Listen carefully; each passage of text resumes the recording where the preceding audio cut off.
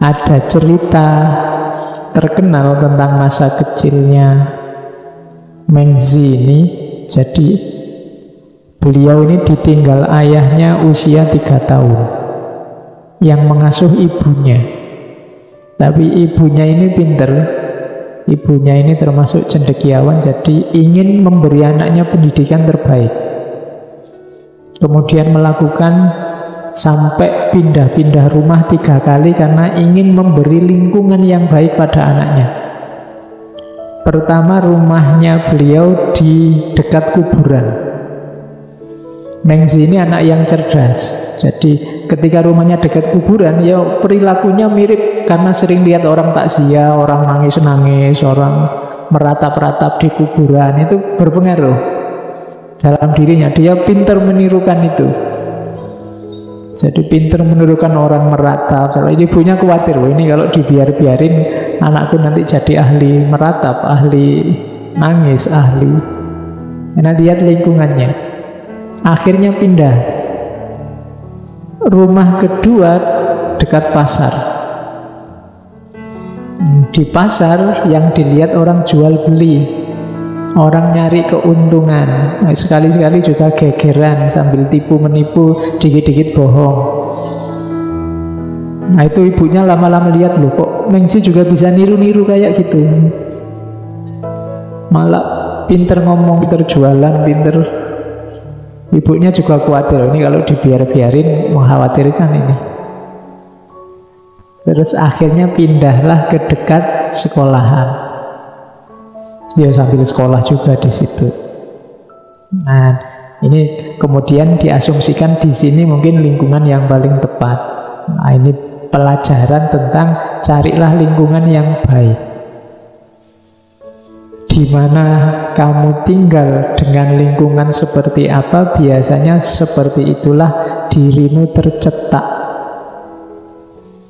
Dulu di pondok, sekarang di kos-kosan. Coba perhatikan betapa berubahnya cara berpikirmu sekarang. Ya, dulu atau sebaliknya, dulu di rumah saja, sekarang di pesantren, mungkin cara berpikirnya juga berubah. Lingkungan menentukan. Dulu pegangannya buku, sekarang pegangannya HP. Nah, lingkungan juga menentukan. Perilakumu pasti juga berubah, entah kamu sadar entah enggak. Oke, nah itu pelajaran. Ada pelajaran kedua tentang masa kecilnya Mengzi. Satu ketika Mengzi ini bolos sekolah. Terus begitu pagi-pagi kok pulang, ditanya oleh ibunya, kok pulang Le? Kalau Jawa ya, masih pagi kok kamu pulang? Katanya Mengzi, kangen sama ibu. Basa-basi mesti ya, tidak mungkin kangen. Ibunya diem. Ibunya ini kerjaannya jahit. Terus ibunya ngambil kain, terus dipotong-potong kain itu jadi kecil-kecil, terus dibuang di depannya Mengzi. Jadi ini memberi pelajaran bahwa jangan sampai kamu jadi orang tidak berguna seperti kain itu. Kain itu jadi tidak berguna karena dipotong dengan potongan yang keliru. Jadi itu nasihatnya ibunya Mengzi. Kalian jangan sampai jadi kain yang tidak ada gunanya. Kain perca itu kan tidak ada gunanya buat apa. Jadilah kain yang ada gunanya. Itu menasihati anaknya. Jangan sampai nanti kamu jadi orang yang sia-sia. Wong ada kesempatan sekolah kok, ada kesempatan kuliah yo yang serius. Eman-eman waktumu, eman-eman kesempatanmu untuk jadi orang berkualitas tidak jadi karena kamu tidak serius. Nah itu nasihat ibunya Mengzi. Dan memang akhirnya jadi tokoh besar. Lingkungannya mendukung, ibunya mendukung, anaknya juga cerdas. Lahirlah nanti gagasan-gagasan besar yang sangat berpengaruh dalam kebudayaan Tiongkok dari seorang Mengzi. Oke, kita mulai belajar mencari hikmah dari tokoh besar ini. Yang pertama, beliau punya pandangan yang positif tentang manusia. Katanya Mengzi, manusia itu hakikatnya baik. Aslinya manusia itu baik. Jadi ini menjawab pandangan-pandangan yang bilang manusia itu netral. Ada yang bilang manusia itu jahat. Tapi katanya Mengzi enggak, aslinya orang itu biarkan saja secara alami, isinya pasti baik. Kalau ada orang jahat, itu berarti dia sedang menyalahi kodratnya. Kodratnya orang itu baik. Buktinya apa? Katanya Mengzi, dia mengilustrasikan contoh paling gampang. Kalau kalian lihat anak kecil misalnya lewat di depanmu tiba-tiba kecemplung, apa bahasa Indonesia ini kecemplung itu, tercebur sumur, itu kan mbok kamu akui apa enggak, kamu kan bergegas ingin nolong. Nah itu siapapun itu, mbok orang jahat kamu, siapa aja, begitu ada anak kecil kok jatuh, kamu mesti tergerak ingin menolong. Dari mana keinginan itu? Dari dalam dirimu sendiri. Meskipun mungkin nanti macam-macam tindakan yang dilakukan. Ada yang mungkin tidak berani nolong, Pak, sumurnya dalam, saya juga tidak berani. Tapi intinya kan kamu ingin nolong sebenarnya. Atau kamu pinggir jalan lah, pakai contoh yang lain, kamu jalan naik motor, terus tiba-tiba ada orang jatuh. Itu kan secara alami sebenarnya kamu ingin nolong dia. Bahwa kamu tidak jadi nolong dengan banyak pertimbangan, itu kan cerita selanjutnya. Mungkin sudah ada yang nolong, mungkin kamu, wah salah kesusu ya saya, salah ada acara, atau kamu malas ngapain, orang bisa berdiri sendiri kok.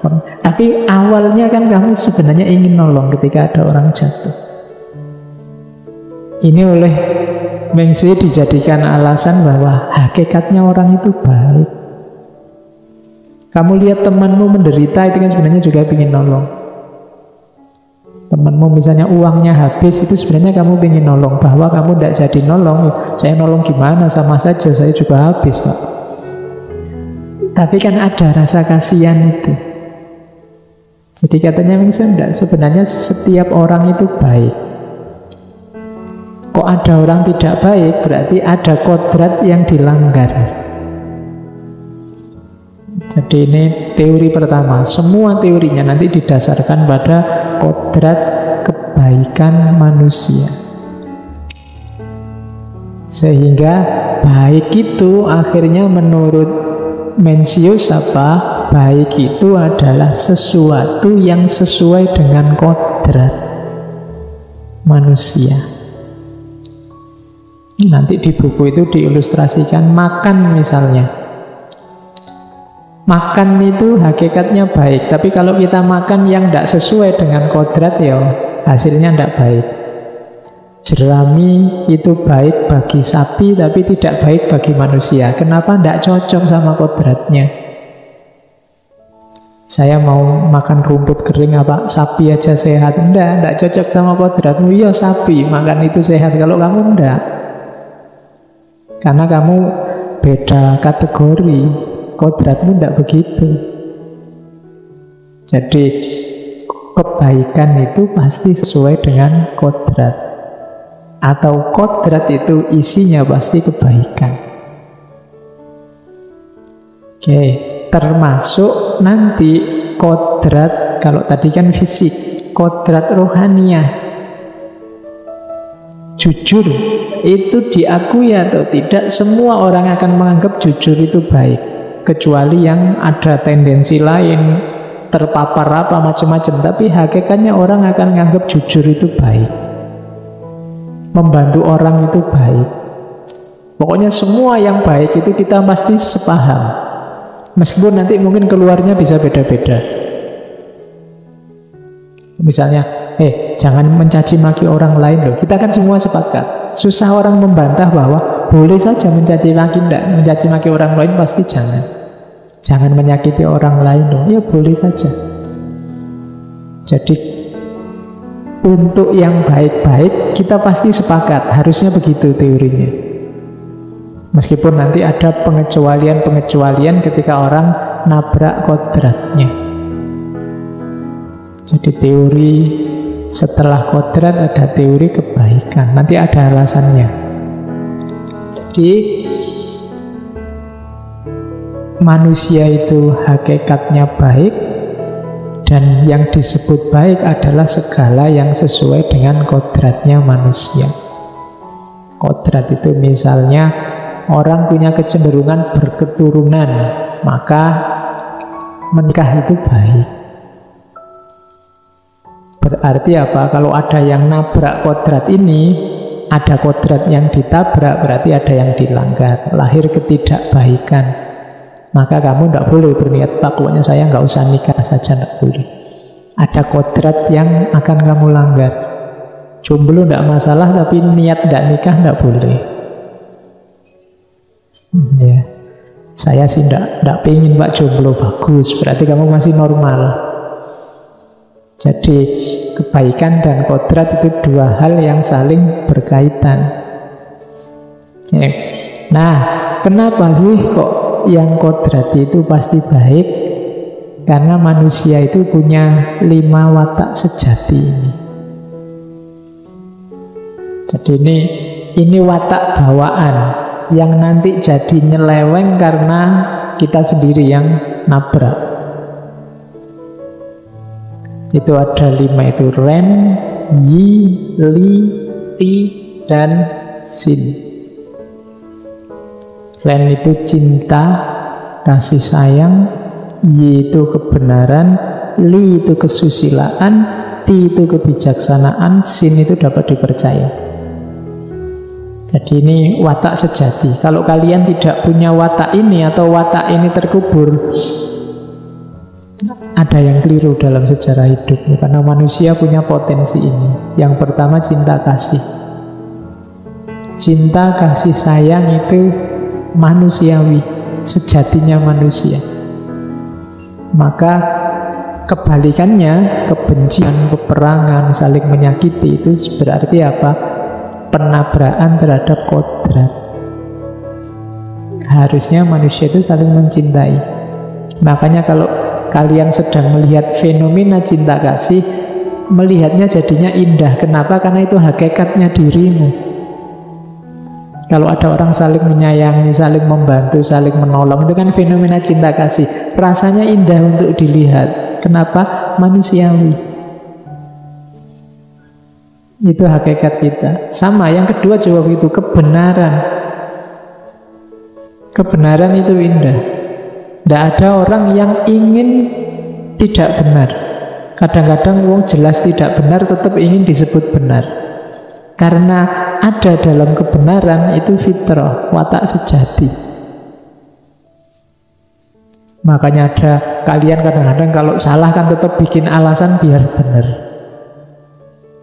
Ya kan? Kenapa? Karena orang itu nyaman, tenang, cocok kalau dia ada dalam kebenaran. Jelas-jelas keliru, kalian kan bikin dalih.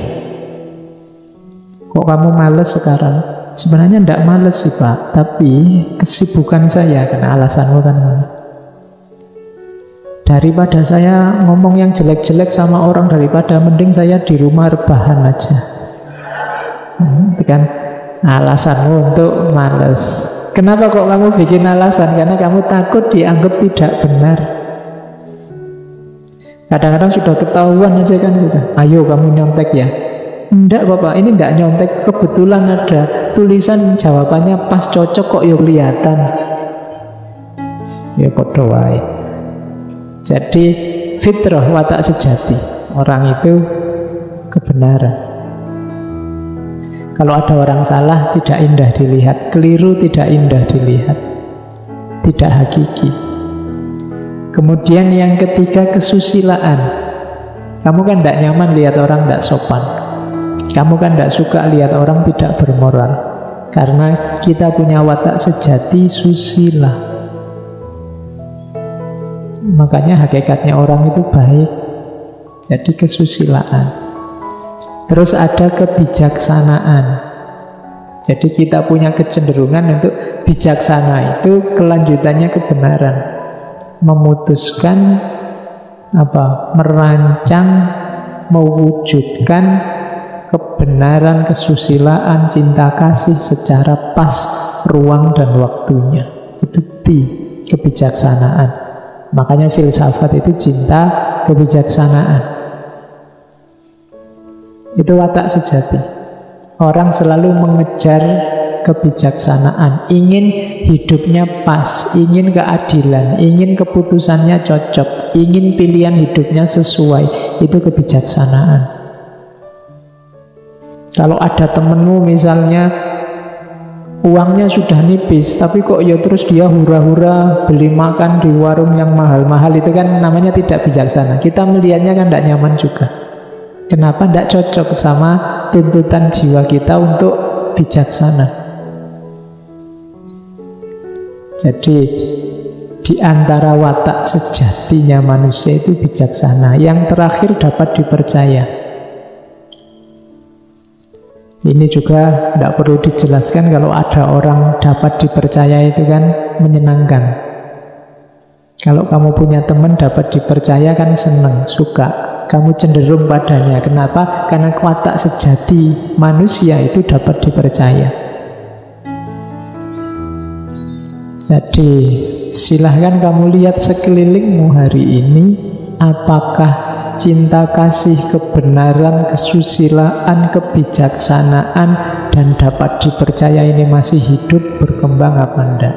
Kalau tidak, berarti banyak orang termasuk mungkin kita sendiri sedang kehilangan watak sejati. Kalau ada yang tanya, "Mbok kita jadi manusia itu yang manusiawi, latihanlah jadi manusia yang manusia," kan kita sering begitu.